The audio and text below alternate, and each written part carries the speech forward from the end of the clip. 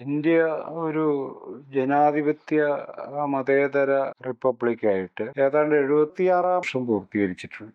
ഒരു രാഷ്ട്രത്തെ സംബന്ധിച്ചിടത്തോളം ചെറിയ ഒരു കാലയളവല്ല.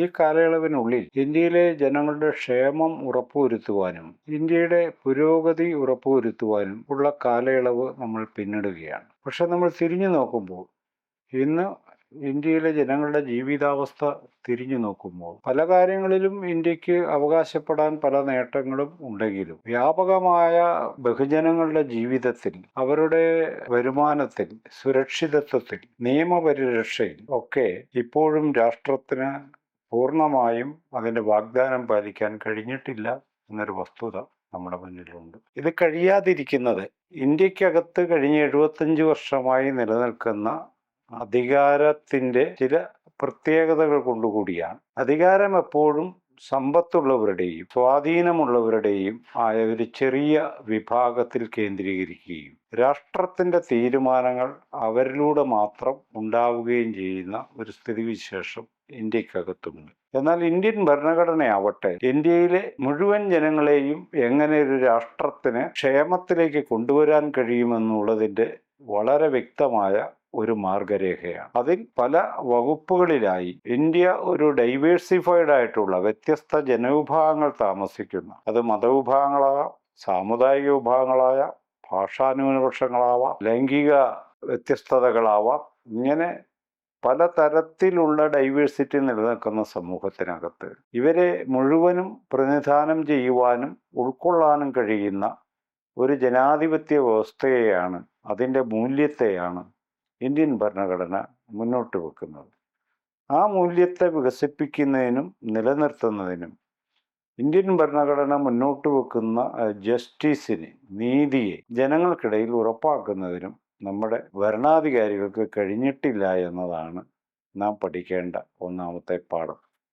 അതിൽ നിന്നും ഇത്തരമൊരു അധികാര വ്യവസ്ഥയും ഭരണഘടനാ മൂല്യങ്ങളെ സ്ഥാപിക്കാൻ ഉള്ള വിമുഖതയും നിയമബാഹ്യമായ പ്രവർത്തനങ്ങളും ഇതെല്ലാം കൂടി കൂടിച്ചേർന്ന് ഇന്ത്യയിലെ വ്യാപകമായി ബഹുജനങ്ങൾക്കിടയിൽ അസംതൃപ്തിയും അവരുടെ ജീവിതം കൂടുതൽ അരക്ഷിതവുമായിരിക്കുന്ന സ്ഥിതിവിശേഷമാണുള്ളത്. ഇതിനൊരു പരിഹാരമുണ്ടാക്കാൻ കഴിയണമെങ്കിൽ ഇന്ത്യൻ ഭരണഘടനയുടെ ആമുഖത്തിൽ പറയുന്നത് പോലെ നമുക്കൊരു ജനാധിപത്യ മതേതര റിപ്പബ്ലിക് രൂപീകരിക്കുവാനും എല്ലാവർക്കുമിടയിൽ നീതി വിതരണം ചെയ്യുവാനും എല്ലാവരുടെയും അന്തസ്സിനെ മാനിക്കുവാനും നമുക്ക് കഴിയണമെങ്കിൽ ഇന്ത്യൻ ഭരണഘടന തന്നെ മുന്നോട്ട് വെച്ചതുപോലെ എല്ലാ വിഭാഗങ്ങളിലേക്കും രാഷ്ട്രീയ അധികാരം എത്തിച്ചേരേണ്ടതുണ്ട്. അവരുടെ പ്രാതിനിധ്യം രാഷ്ട്രീയ അധികാരത്തിൽ പ്രതിഫലിക്കേണ്ടതുണ്ട്. അവരുടെ സ്വന്തം നിലയ്ക്കുള്ള റെപ്രസെൻറ്റേഷൻ രാഷ്ട്രീയ വ്യവസ്ഥയിൽ വന്നു ചേരേണ്ടതുണ്ട്. രണ്ടാമത്, ഇന്ത്യൻ ദേശരാഷ്ട്രത്തിൻ്റെ സമ്പത്ത്, ഭൂമി അടക്കമുള്ള അതിൻ്റെ വിഭവങ്ങൾ, മൂലധനങ്ങൾ, വ്യാപാര വാണിജ്യ മൂലധനങ്ങൾ, ഇതിൻ്റെയും നീതിപൂർവകമായ വിതരണത്തെക്കുറിച്ച് ഇന്ത്യൻ ഭരണഘടന മാർഗരേഖ ഉണ്ടാക്കുന്നുണ്ട്. അതായത് ഇന്ത്യൻ ഭരണഘടന 38ാമത്തെ വകുപ്പിൽ പറയുന്നത് ഇന്ത്യയിലെ മുഴുവൻ ജനങ്ങൾക്കും ക്ഷേമം ഉറപ്പുവരുത്തുന്ന പ്രവർത്തനങ്ങൾ ആവിഷ്കരിച്ച് നടപ്പിലാക്കുവാൻ ഇന്ത്യൻ രാഷ്ട്രം ബാധ്യസ്ഥമാണ് എന്നാണ്. ഇത് നമുക്ക് എത്രമേൽ പാലിക്കാൻ കഴിയുന്നുണ്ട് എന്ന നിർണായകമായ ചോദ്യമാണ് നമ്മുടെ മുന്നിലുള്ളത്.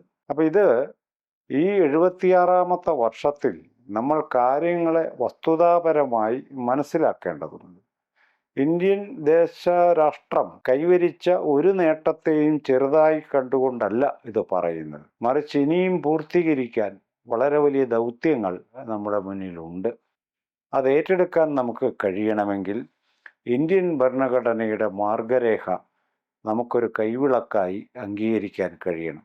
പുറത്തുനിന്നുള്ള പദ്ധതികളല്ല, ഇന്ത്യൻ ദേശരാഷ്ട്രത്തിന് വഴികാട്ടിയായിരിക്കുന്ന ഇന്ത്യൻ ഭരണഘടന മുന്നോട്ട് വെക്കുന്ന തത്വങ്ങളെ നമ്മൾ മുറുകെ പിടിച്ചാൽ തീർച്ചയായും ഒരു ജനാധിപത്യ മതേതര റിപ്പബ്ലിക്കായി ഇന്ത്യയെ പുനർസൃഷ്ടിച്ചെടുക്കുവാനും ഇന്ത്യയിലെ മുഴുവൻ മനുഷ്യർക്കും അന്തസ്സാർന്ന ജീവിതം ഉറപ്പുവരുത്തുവാനും അവരുടെ സുരക്ഷിതത്വം ഉറപ്പുവരുത്തുവാനും നമുക്ക് കഴിയും എന്നത് നമ്മൾ അടിവരയിട്ട് ഈ സന്ദർഭത്തിൽ, ഈ റിപ്പബ്ലിക് ദിനത്തിൽ നമ്മൾ മനസ്സിലാക്കേണ്ടതുണ്ട്.